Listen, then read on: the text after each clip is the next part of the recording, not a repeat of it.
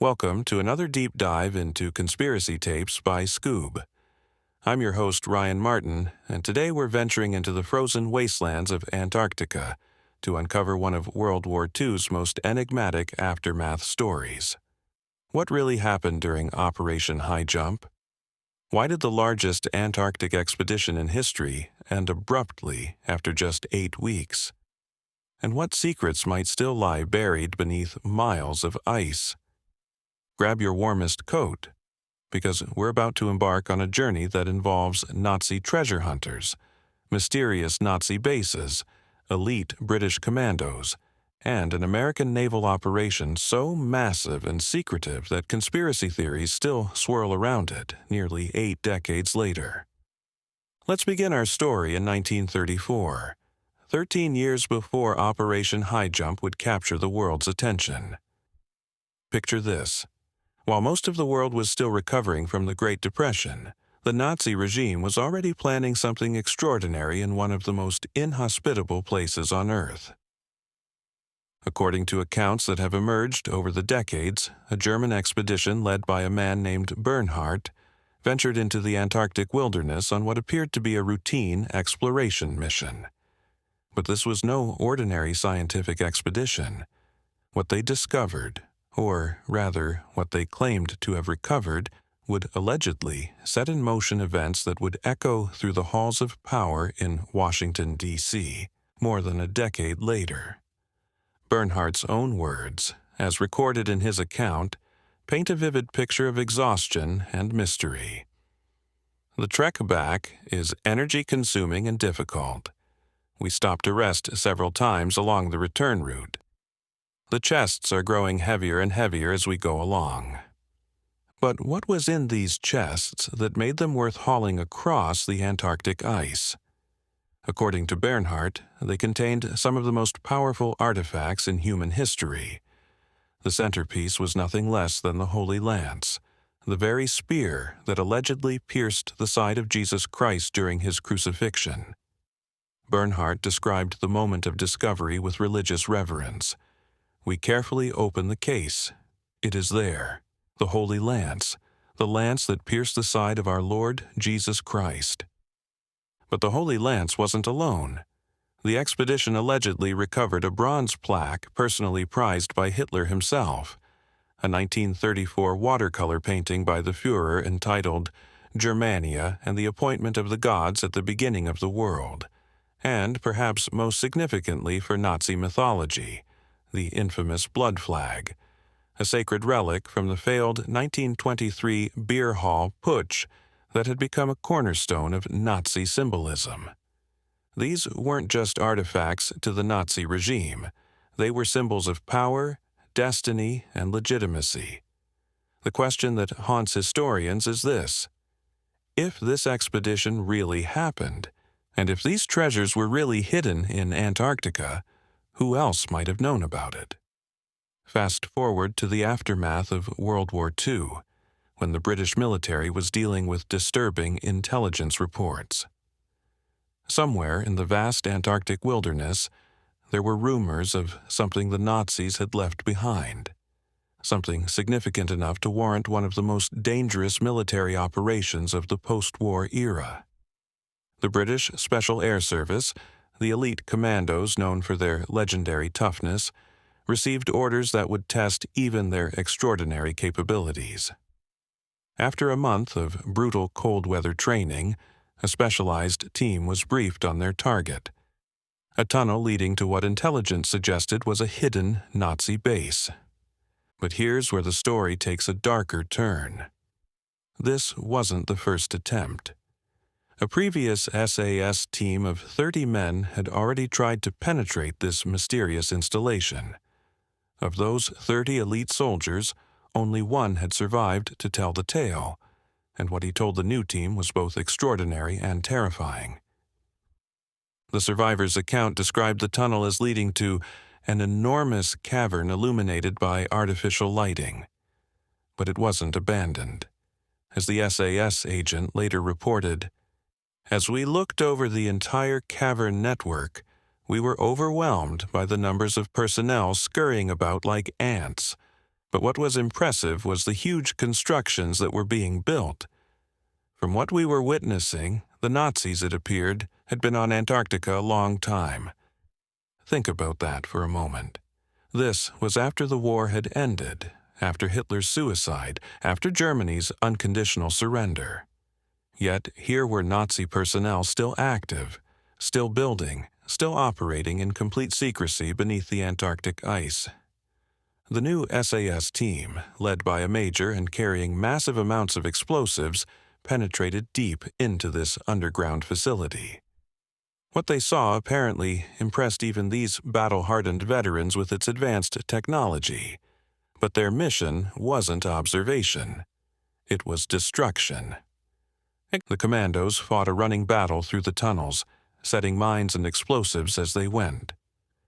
Of the 8 who entered, only 3 survived the encounter.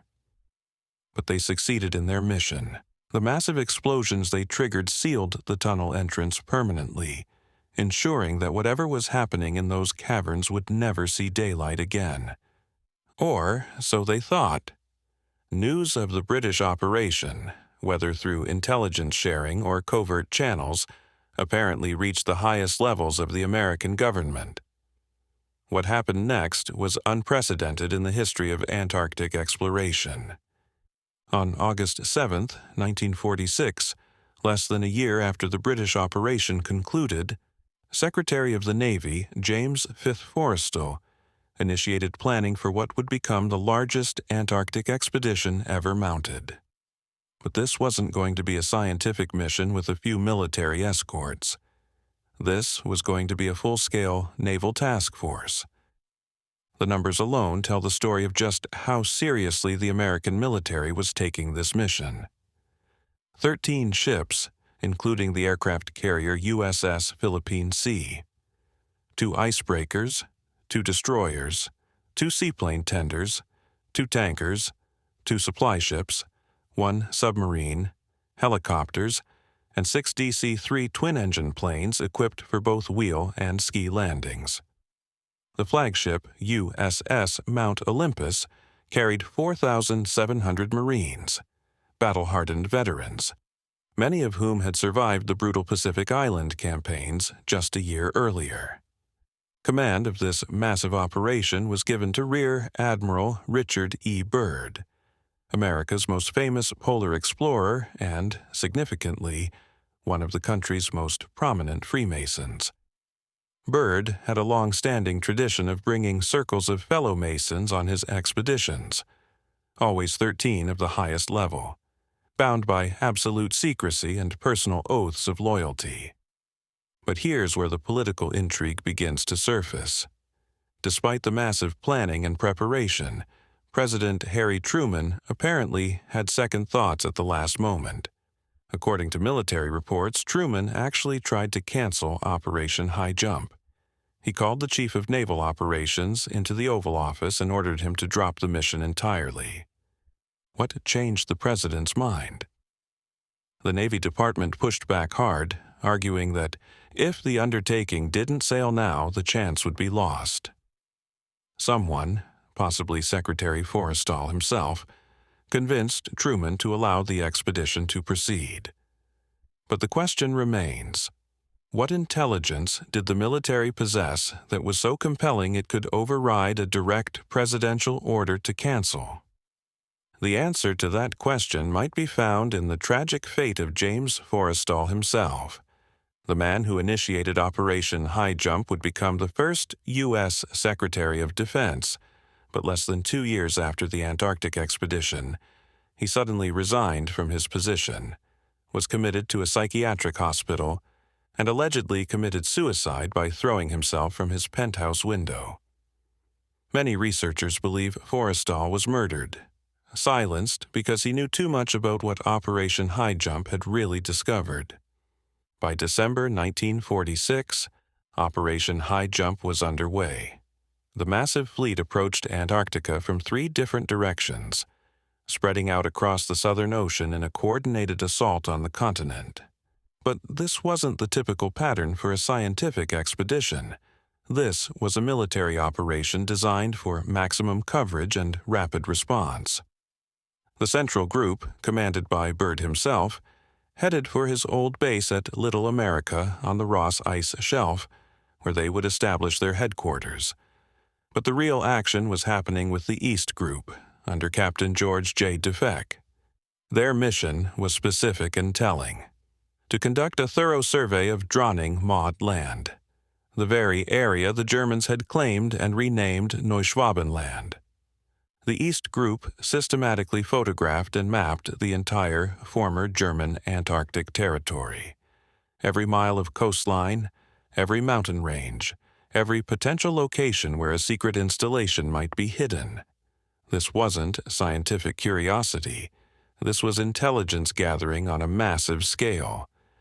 Admiral Byrd himself made it crystal clear that despite official public statements, this was not a diplomatic, scientific, or economic mission. In his own words, the expedition's objectives were military. The cover story about testing equipment and materials under extreme conditions couldn't explain why such a massive force was necessary, or why an operation planned for 6 to 8 months was suddenly terminated after just 8 weeks. But perhaps the most intriguing aspect of the mission was what they found.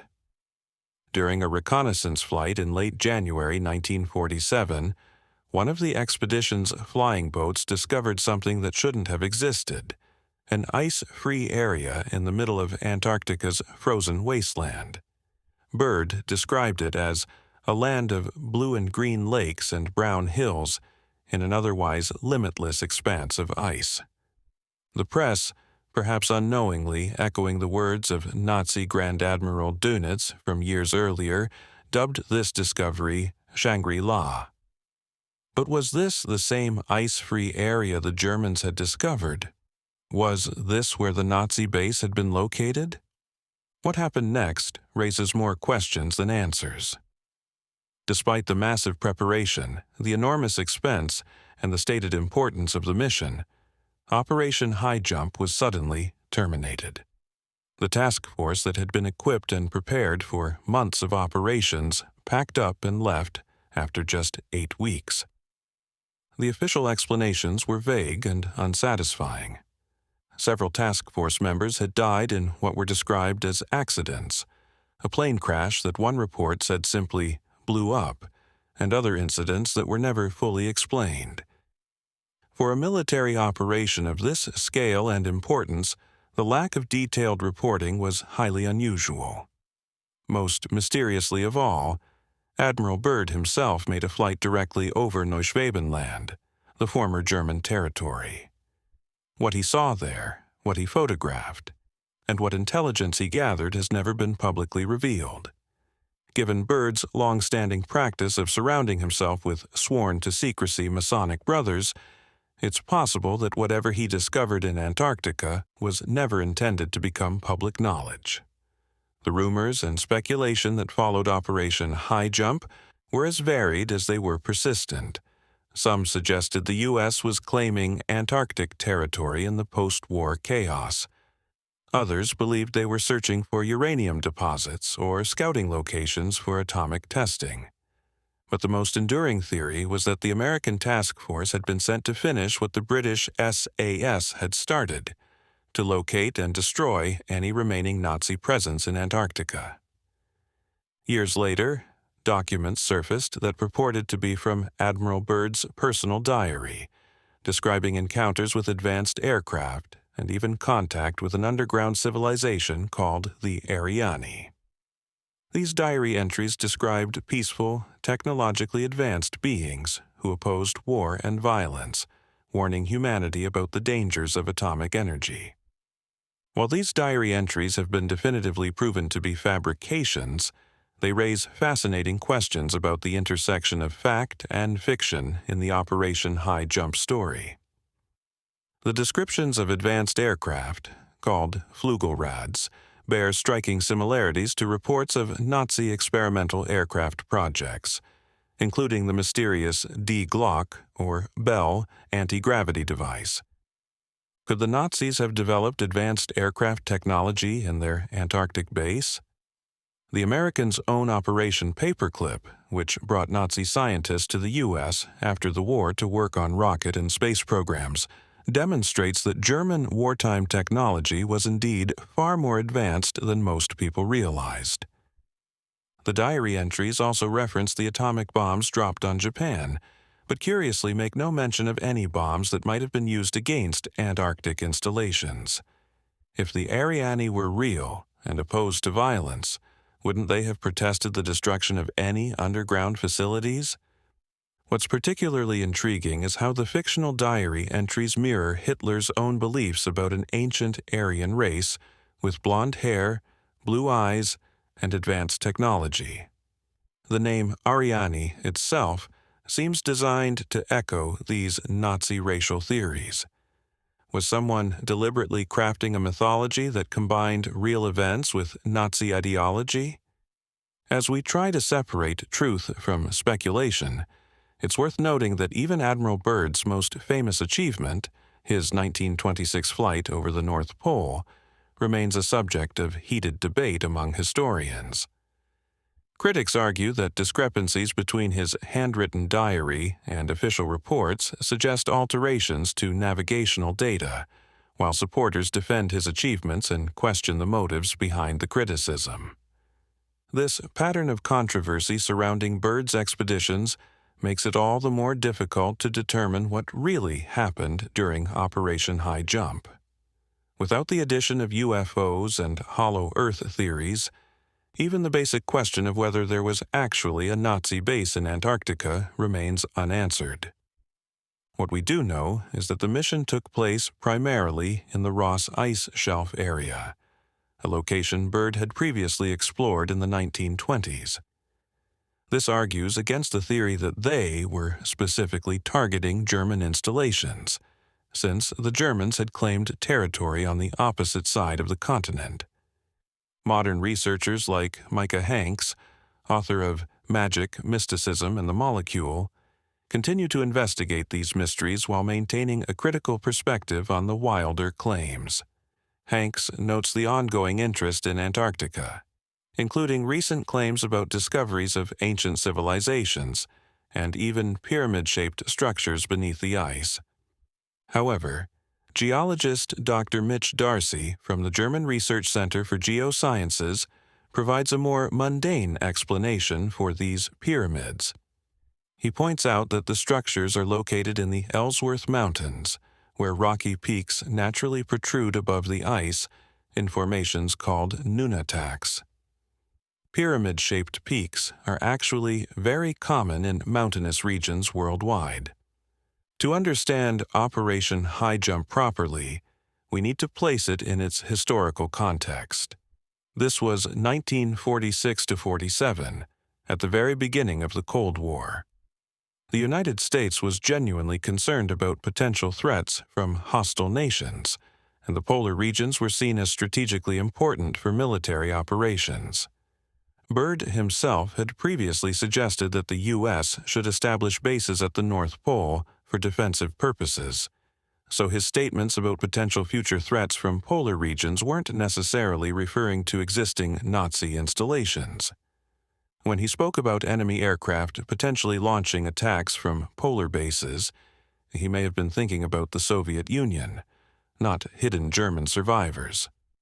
The press coverage of Operation High Jump was extensive and often sensationalized. Reports of discovering ice-free areas and Shangri-La in Antarctica captured public imagination and may have provided the seeds for later conspiracy theories.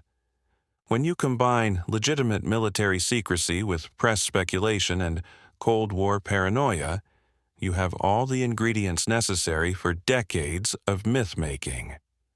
So, what really happened during Operation High Jump? The truth may be less fantastical than the legends, but it's no less unsettling. We know the Nazis explored Antarctica and claimed territory. We know British and American intelligence took the threat seriously. We know the U.S. launched the largest military-led Antarctic expedition in history, only to end it abruptly. What we don't know is what was found, what dangers were neutralized, or what secrets remain sealed beneath miles of ice. Classified files, sudden mission terminations, and the mysterious deaths of key figures ensured that Operation High Jump would become fertile ground for speculation. Real events, massive fleets, unexplained decisions, and vanished records blurred into myth, fueling questions that still refuse to die. And here's the chilling part. If even a fraction of the rumors are true, the real story of Operation High Jump may be far stranger than we've ever been told. To dive deeper into the evidence, the unanswered questions, and what history may still be hiding, download the Skoob app now and unlock the full story. The truth is waiting beneath the ice.